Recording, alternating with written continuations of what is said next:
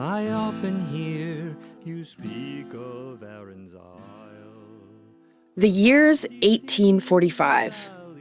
Lachlan O'Brien and his parents are at a crossroads.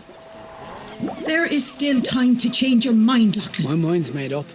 I can't sit here for... Growing up as a young man in Ireland, an Ireland that has been decimated, not to mention completely controlled by a colonial Britain, has not been easy. He and his family have been some of the few that have just survived the Great Potato Famine, or what some have called the Great Hunger. This is the decision Lachlan struggles over. Stay in Ireland and potentially starve, or get out and find a better opportunity in the New World. When I come back, I'll be richer than 10 Englishmen. No one ever returns. I've got to try, don't I? Lachlan would decide to stow away on a vessel to set sail for America. There, he would meet fellow Irish expats, and after landing in New York, they'd all begin to realize a life in this new world would be no different than their lives in Ireland. Facing immense racism and no job opportunities, forced to live in squalor, they soon ran out of options. Then came a lifeline, in the form of the U.S. military, their only real option. In 1846, after signing on, these young Irishmen would find themselves at the U.S.-Mexico border, where one of the land grabs of the century is underway, known in our history books as the Mexican-American War. But once these immigrants, after experiencing the prejudice and distrust they'd already lived, began interacting with the quote-unquote enemy Mexican soldiers, they quickly saw a stark parallel to their own lives. Can't stand by and watch these Yanks burn another church and do nothing. Can you, Lachlan? Can you just let them take what they want from people? This realization would force these young Irishmen to make a very unlikely decision. They would defect and join forces with the Mexican army. We'll teach those gringos a thing or two about fighting. Vamos a ver. Wait! John, you're standing on the... Now this is the moment you're probably asking yourself, did these guys somehow dig up the most super secret military recordings from like 150 years ago? And why does it sound so damn good? Twist number one. It's from a scripted podcast that our company, Radical Evolution, made about a relatively unknown group of immigrants in American history. One that would later come to be known as the San Patricios, or the St. Patrick's Battalion. Here's my partner in life and work, Beto O'Byrne, with more. So these Irish immigrants go down to the border and for a variety of reasons kind of collectively agree that they're on the wrong side of the fight. So about 300 of them defect en masse and join the Mexican military to fight against the United States as it's invading Mexico. Beto desperately wanted to take this history and turn it into a play. A podcast was not the original plan. More on that later. By 2011, Beto had finished a fully fleshed out draft of the play. I was kind of instantly, completely unsatisfied with the thing I had written. Beto sat with this dissatisfaction for years, trying to figure out how to convey the history of this moment. And it was not clicking. Cut to a light bulb moment during a conversation with director Quinan Valdez from El Teatro Campesino, the legendary political theater company based in the California Central Valley. I vividly remember sitting at the lobby of the public theater where Beto started talking about this idea that he has had for years for the San Patricios project. This is Quinan, recalling that fateful meeting when Beto first talked to him about the San Patricios while he was at the helm of El Teatro Campesino, or ETC. The company was founded on the picket lines and was pivotal in the fight for migrant farm workers' rights in California and then across the nation. When the Teatro Campesino was organizing, there was a flyer that was passed out and passed among all the workers and all the organizers and strikers. And it said, no experience required. You can sing, hold a sign, Whatever you do, this teatro is for you, no experience required. To uncover and tap into everybody's potential. It was this type of boundary-breaking theater making that really captured Beto's heart. And later, after learning about the San Patricios, Beto was more than excited to bring this story to Quinan and ETC. Finally, after hearing the full breadth of the history, Beto remembers Quinan taking a beat and offering him some sage advice. What he told me was that I was focused on the history, but what I needed to be focused on was the legend. And it turns out ETC knows all about the importance of legend and history. The Teatro Campesino helped develop a form of theater called an historia, which is all dedicated to bringing history to light. Bringing history to light? That's a very apt phrase, because no history lives in a vacuum. One series of events twists and turns into the next and the next, until it informs our evolved but still troubled present moment. So today, we unpack all the twists and turns and begin to see that we're not far removed from those histories of resistance. If anything, these stories are the ground on which we must continue the fight. Welcome to Performing the Revolution.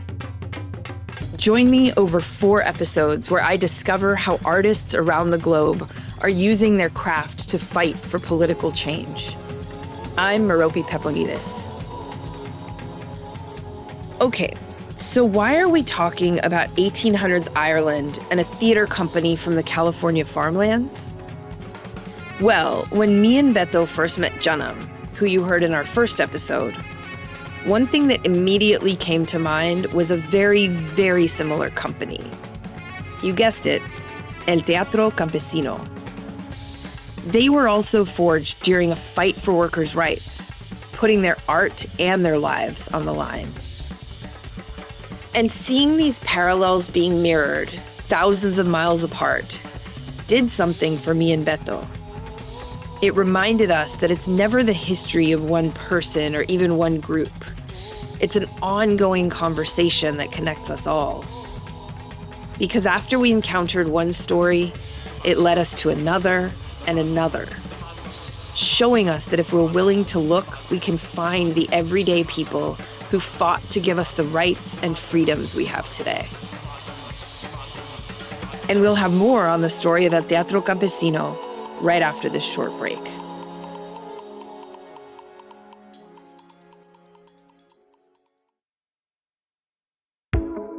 Hey guys, this is Ramoy Phillip, one of the executive producers alongside Merope for this show. Don't worry, I'm not here to get you to sign up for Squarespace. I'm not trying to get you onto a Casper mattress. All I want to do is say thank you. It may seem insignificant, but you clicking play means the world to me and our team. When we first started orbiting these stories about 2 years ago, we were pretty sure we had something special. But now, for you to be here listening to the culmination of all that time, work, and creativity, it's no BS. We're truly honored that you're down to ride with us and these stories. So take that with you as you continue to listen, and I'll be back a little later in the episode to share a bit more about how you can help us push these underreported stories further out into the world. So, until then, let's get back into it. The truth of the matter is, Quinan Valdez, who you heard earlier in this episode, was basically born into El Teatro Campesino. He even took on his first role as a little kid, right alongside his brother. And my first legitimate role was as an angel in this nativity play. And my older brother, Anawart, was a devil. And during the big climactic battle between angels and devils, they pitted us against each other. There these two were, little wooden swords in hand, fighting up and down the streets of a small town in Central California. But then, in one particular performance, his brother's sword accidentally smacked Quinan's hand. The tears started running down my cheeks I just stood there crying and swinging my sword. And my brother, who noticed that this fight was going on way too long, started whispering in my ear. And of course, the rest of the audience could hear him. He said, "Kill me, Keenan, kill me, kill me." And so finally I took a swing and he did this big dramatic death and fell to the floor. And I immediately ran into the arms of my mother. And there were a few people laughing and cheering because they knew exactly what had transpired. That is kind of the world that I grew up in. It was a world that was all-encompassing for Keenan. The main reason why? Because of his father, Luis, the revolutionary company's founder. I got hooked on the theater on the migrant path when I was 6 years old. Luis Valdez was born in 1940 in Delano, California. He grew up in a family of farm workers that migrated from Mexico to California when King grapes and cotton farms needed cheap labor. Basically, farm owners were utilizing the Bracero program, which brought seasonal migrant labor across the border from Mexico during World War II. Workers were forced to endure exposure to deadly chemicals, low wages, and surcharges for room and board. Moving from town to town in rural Northern California, Luis remembers vividly what it meant to be a laborer. So it was a very segregated, racist time. And there wasn't much of an opportunity for Latinos and Mexicans and Black people and so forth to get out of their traps. You know, they were holes, and farm labor was one of them. He tells us this story about his introduction to acting when he was just 6 years old.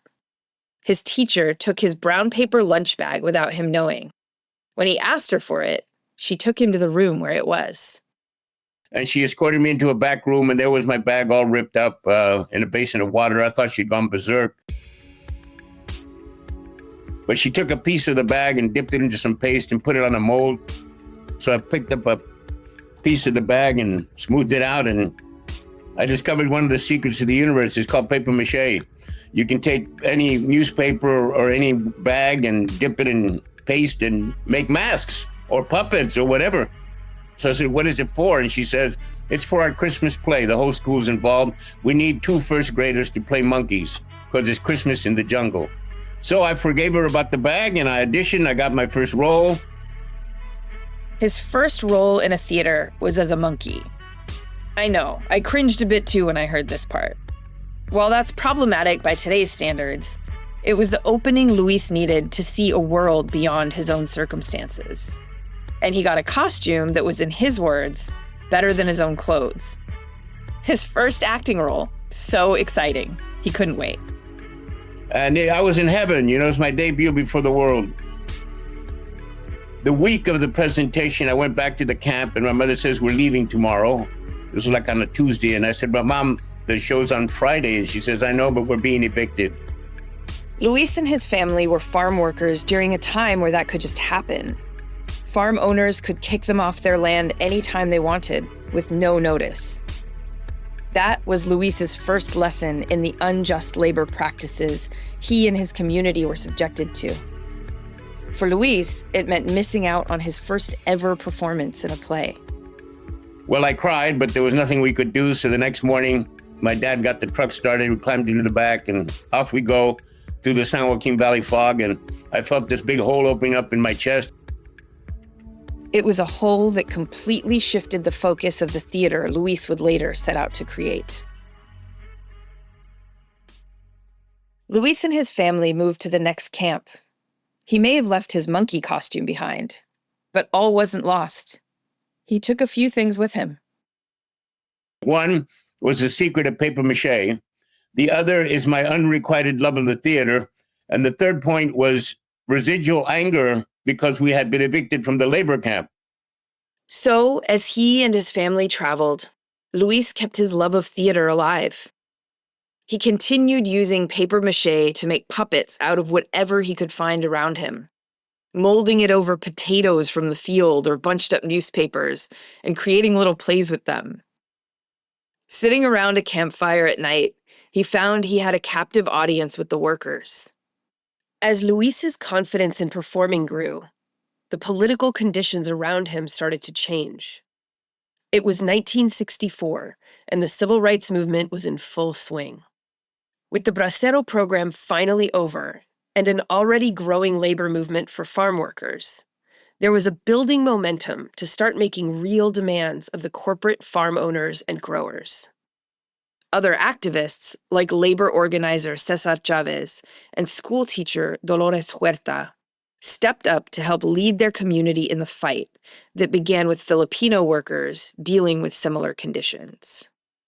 In September of 1965, Filipino farm workers were the first to walk out on strike against growers. A week later, Mexican farm workers joined under the guidance of Chavez and Huerta. At the time, Luis had left the farms, finished college, and was pursuing a theater career in San Francisco. But when he heard about the strike back in his hometown, he dropped everything. To me, Delano was the last place I wanted to be. You know, that's the place that we had struggled to get away from. But suddenly, the very thing that I wanted to do was happening back in my old hometown. I felt a great sense of urgency. I've got to go see what's happening. And he had this idea. Luis knew people in the camps liked the plays he put on as a kid. Could the same format work to support the striking workers? As Luis told us, the first chance he got, he booked it to Delano. So 2 weeks into the strike, I went to Delano and marched with the campesinos. And I saw for myself, I mean, this is huge. This is a big event. 5,000 farm workers were out on strike. And they were marching in the streets of Delano. And I figured I got to be part of this.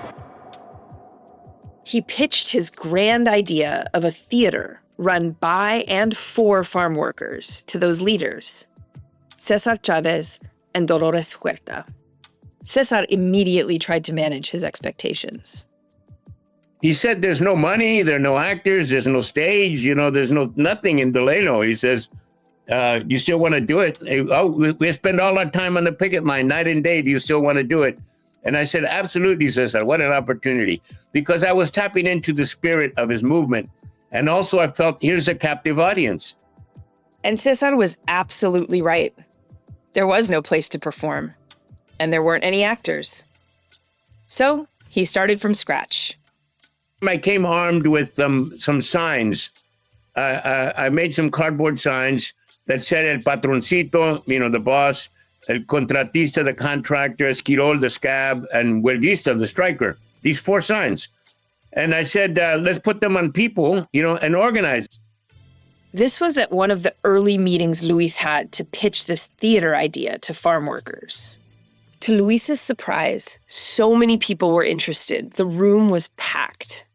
And by the next meeting, he began staging improvised scenes to demonstrate to the workers the style of theater he envisioned.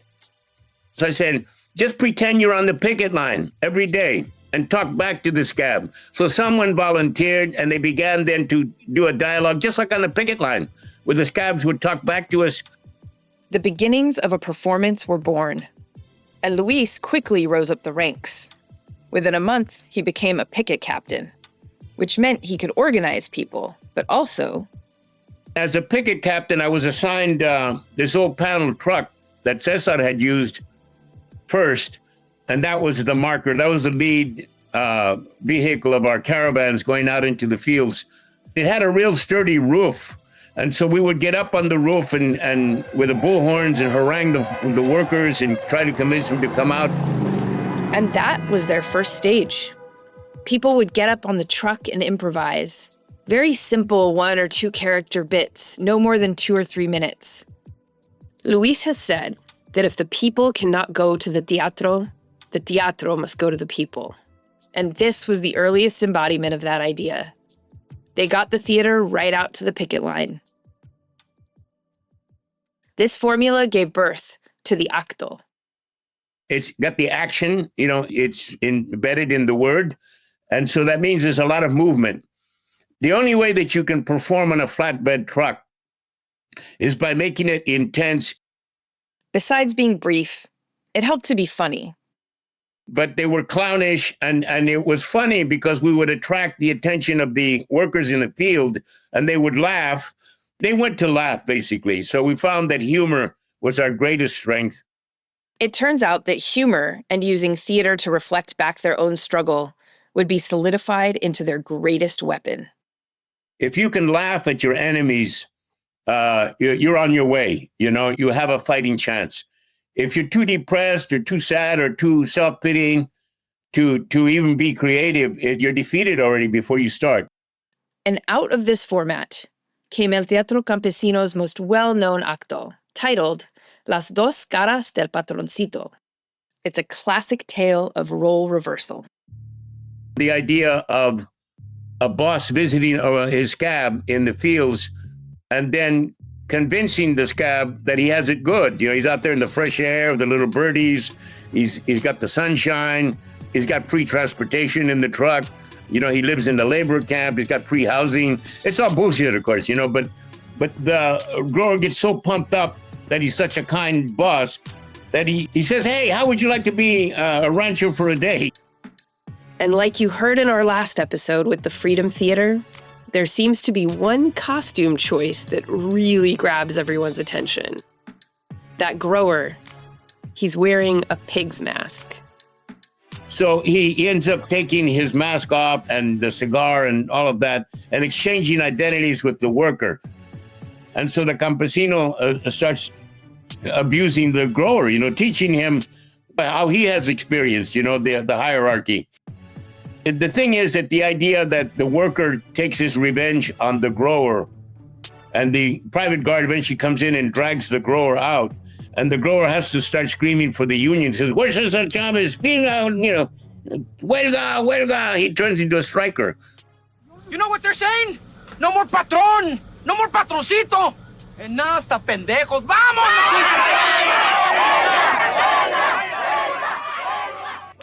It's a reversal. It's one of the elements that it's in a lot of actos where the two sides meet and the one side becomes the other. They change identities. This kind of storytelling, the flipping of power dynamics, has become a theme here. You've heard it in our previous episodes with Janam and the Freedom Theater, and we realized it's an effective tool we could also use in Radical Evolution's work. But while the actos were satirical plays that made fun of the growers, it was not all fun and games. Because the performances worked. They pissed off the growers, making it dangerous for Luis on the picket lines. We're on the picket line, and I'm a picket captain, and I'm out there, and I'm confronting the son of a grower. You know, push came to shove. We weren't shoving each other just yet, but we were yelling at each other.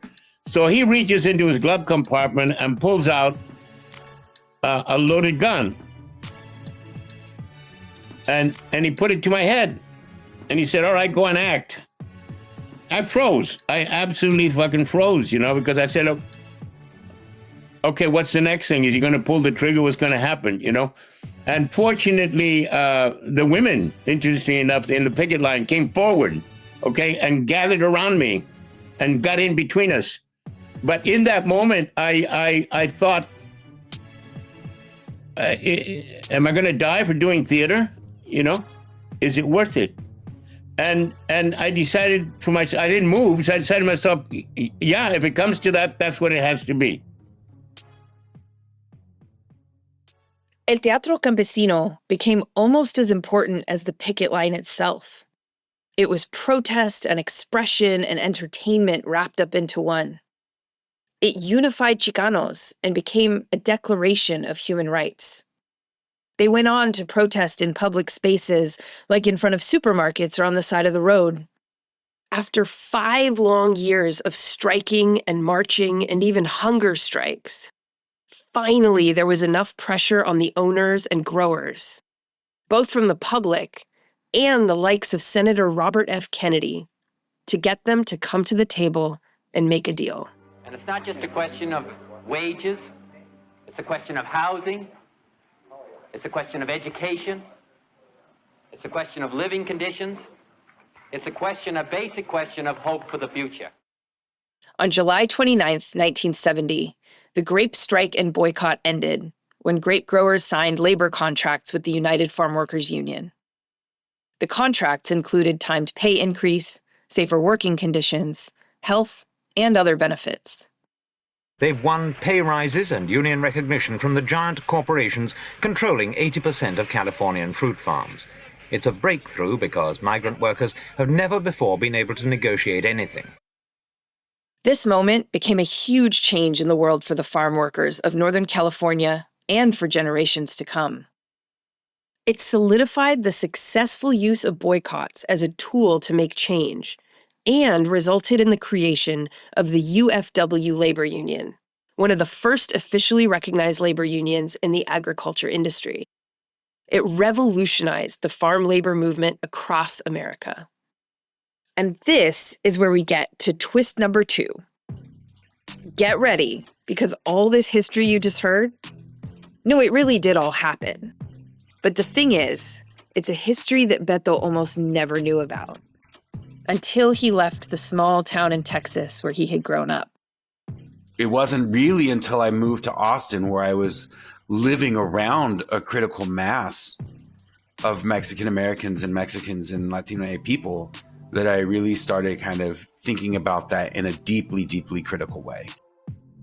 But once he learned about them, ETC's story and legacy forever shifted Beto's understanding of his own cultural history, what theater could be, and what it could accomplish. That's coming up right after this short break.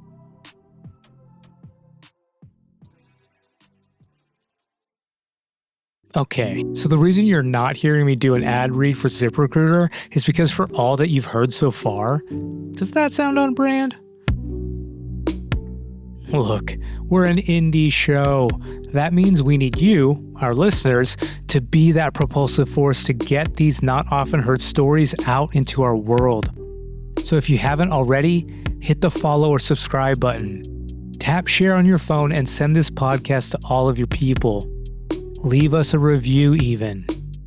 Truly, that level of support not only means the world to us and the people in these stories, but it'll honestly help get this message to more people who could benefit from them. Thank you again.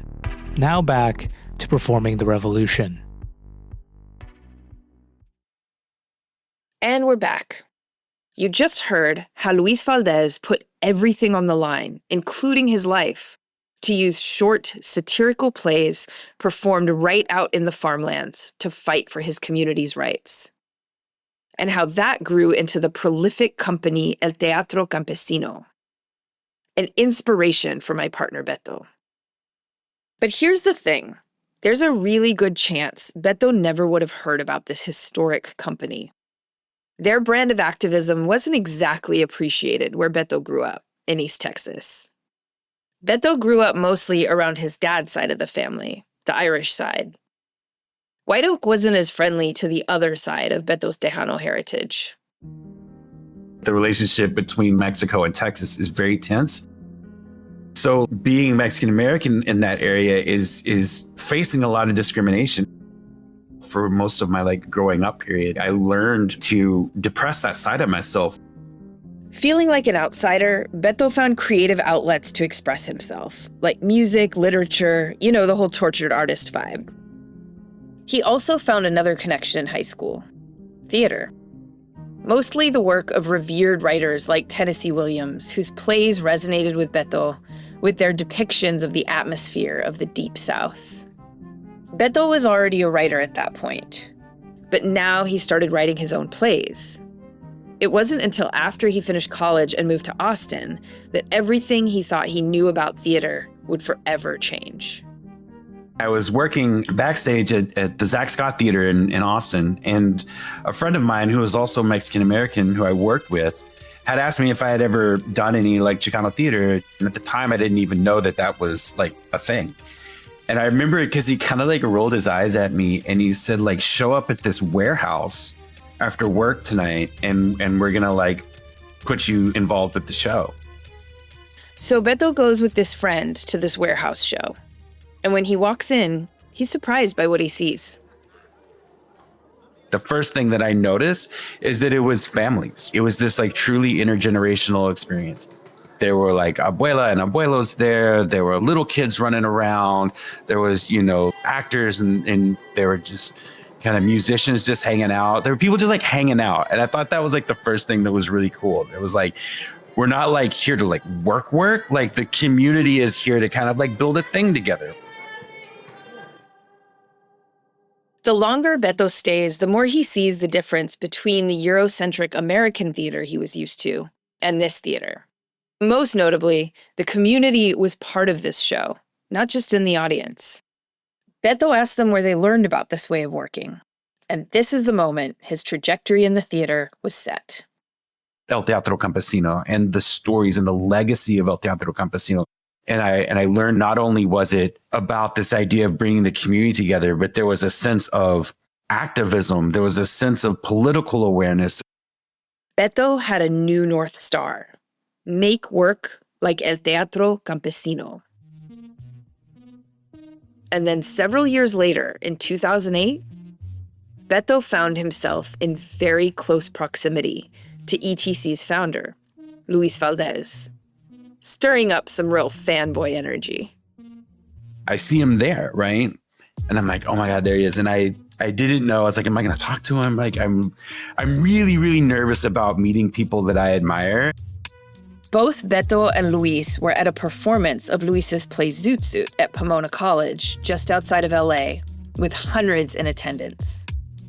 Luckily, though, some guacamole, yes, you heard that correct, came to the rescue. I looked over at him and he had grabbed a tortilla chip and he had like put it in his guacamole and he went to bite it and all the guacamole fell off the tortilla chip and like landed on his tie and landed on his shirt. And I just like humanized him in a way for me that was like, okay, I can go talk to this guy. He approached Luis to say hello. The starting moment of our lifelong creative relationship with ETC. A few years later, they connected over a shared passion of a lesser-known chapter of history that ultimately developed into Beto's next project. The St. Patrick's Battalion, which is a group of Irish immigrants to the United States who get conscripted into the U.S. military to fight during the Mexican-American War of the 1830s. As you heard, Beto began to work in earnest to turn this little-known history into a play. He even got the chance to sit down later with Luis to tell him about it. I went and had breakfast with Luis one day, and I told him the story, and I told him, and he already knew it because Luis is a huge history buff, and we had a really fun conversation. And he was like, "Yeah, man, you got to be the one to write this play." And I said, "Well, I wrote it, and it didn't really work." Anyone who's ever tried to write anything is probably familiar with this brand of torture. That's when Kinan stepped in and gave Beto that sage advice you heard earlier. Lean into the legend of it to make it even more powerful for the here and now. But also, after talking about the story, it became increasingly clear that there was a real opportunity for our two companies to make a show together. Here's Kinan again. It fits in terms of the style of performance that you want to do. The content is what we love to do, right? This new connection filled Beto with a renewed purpose. For the play, yes, but also a specific method of how to actually recreate it. What if we, Radical Evolution, could collaborate directly with ETC to bring the story to life? To be honest with you, I loved it when I heard it. It's like the perfect union. In 2015, I started trying to figure out how to make this a reality. Since Radical Evolution has our home base in New York, Beto and I decided that it would make most sense to bring ETC here. But we'd have to find the time, not to mention the money. Over the next year, we continued to apply for funds to bring ETC's members over to New York. We made it happen twice. First, in 2017, we were joined by other ETC fam who would eventually co-create the show with us, Chaz Croslin and Maestro Noe Yacuat Montoya, who is now an ancestor. Finally, in July 2018, Kinan Valdez and our friends Chaz and Noe flew across the country to New York to start the next phase of development. And that is where both the story of the San Patricios and our collaboration with El Teatro Campesino would fully come to life. We'd organized with another theater company here in New York to be in residence at their space. Shout out to our friends at Pregones Theater in the Bronx. We had only a week to finish creating and staging a workshop version of the piece. Daily, we'd arrive to rehearse and develop collectively. When we walked through those doors, I could see everyone's mental wheels begin to turn and learn more about the storytelling tools that ETC had developed over decades of work together. We arrived with just the Beto's script, and they allowed us access to everything, right? So on that first day when we went into their space, we went on a scavenger hunt, pulling out little props, right? So we went into their prop closet and said, could we work? Does this look sufficient in this squad? Yeah, let's grab this, right? So we started grabbing little things, sets of chairs, empty tubes. It wasn't just the props we found, though. This whole process opened up this new type of relationship between our group and El Teatro Campesino. It changed how we thought about the storytelling aesthetics of this piece. The original version was a 2-act play that started and ended in Mexico.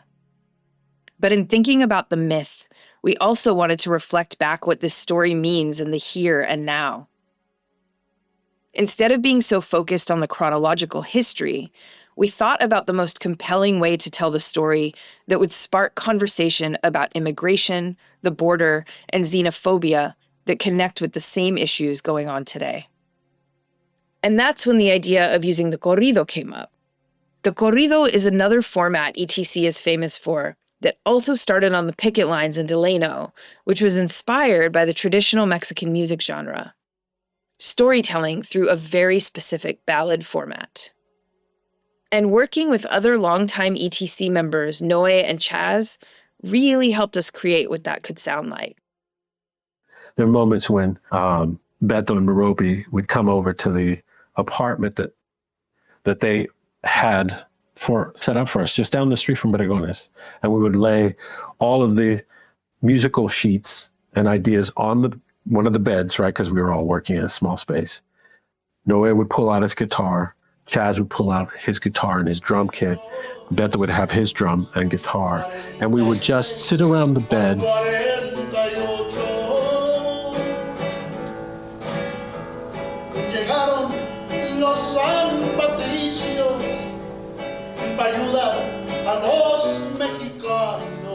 Going stanza by stanza, working through the tone and feel of the music.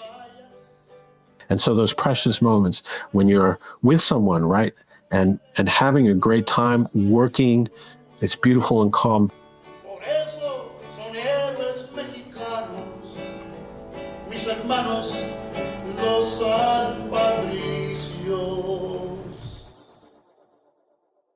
Finally, after a few more phases of development, the corrido of the San Patricios was ready to premiere in March 2020 in Portland, Oregon. And this is where we get to twist number 3. You know what happens next. As we were rehearsing, it became very clear that this pandemic was becoming a global pandemic.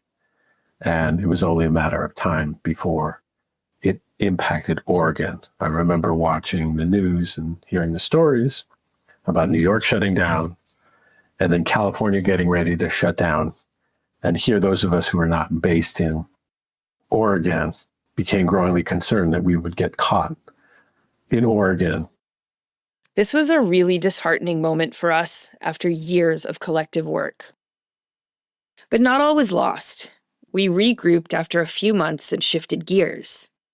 We decided to adapt the play into a scripted, limited series podcast, the one you heard at the top of the show, and titled it Little Known Legends. It was our first foray into audio. And doing that project was why we even thought this podcast you're listening to was possible. Con sus valientes paisanos mexicanos, los San Patricios prepararon pa cumplir. There are so many stories like the ones you've heard throughout this episode of people who fought because they knew it was the right thing to do. artists who build intergenerational communities, use humor and satire as weapons, and take their work out to meet people wherever they are. Most of these stories are not documented, especially not in the mainstream. And that's why we wanted to bring them to you in this series. Because these stories are the foundation on which we can resist the oppressive terror that is going on in our country today. Reminding us that regular people have challenged the status quo before and won. So when things feel hopeless and scary, we know we can exercise our creative voices to continue the fight. And in our final episode, we bring it all into the present. Because after learning about ETC's history and being motivated to collaborate and learn from them, that's when me and Beto thought, what if we could do the same with Janam? It would take 5 long years. It would not be easy. But finally, in the fall of 2023, Janam was set to arrive in New York to make a play with us. And then, on the eve of their arrival, shit would go down. I'm talking big, global, political shit. If this is a sensitive thing we need to cut out later, we can, but in a crackdown on journalists and anti-Modi thought, really, members of the company and family members of the company were just recently detained by the Modi government. Performing the Revolution is an original series created by Radical Evolution and Bad Coolie Productions. This episode was reported and produced by Navani Otero. The rest of our reporting team are producers Ida Harden and Flora Quitman. This episode was edited by Ramoy Phillip. Initial editorial support by Liz Mack. Fact-checking by Will Barlow. Sound design and mixing by Ramoy Phillip. Original music by Young Elephant and Chris Rapolo. Our theme song, Dolomite, is a Sunny Jane original. Show art by Manuel Miranda. The executive producer at Radical Evolution is me, Merope Peponides. The executive producer from Bad Coolie is Ramoy Phillip.